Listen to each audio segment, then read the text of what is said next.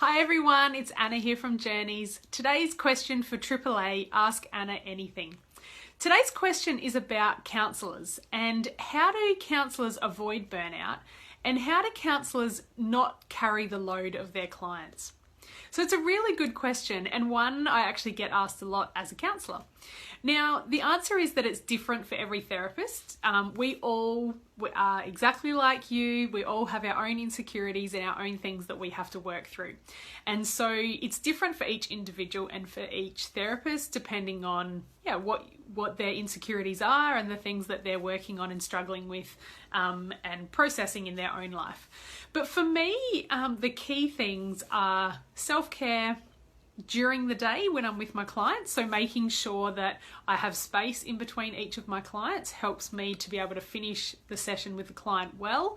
I then write my notes and it kind of helps me to tie that particular client's story and the things that I need to work on for the processes around each time I have a client, helps me have space to be able to finish that off and do that well for each client. So having space in between each client is important for me as a self-care thing.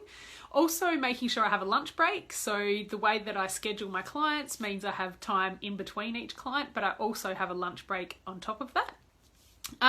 And further to that, just finishing my day well as when I have my days with clients. So for example, just making sure that all of my notes are done so that I don't go home and be thinking over the weekend or during the week, I've got notes to write for that person. And the odd time that happens, it stays in my mind. The person is in my mind, the situation is in my mind, remembering to write certain things down. And so for me, it's important to make sure that I finish my day well and to make sure that I leave work at work. And that's a good practice for anyone in any job that you have that can help to avoid burnout.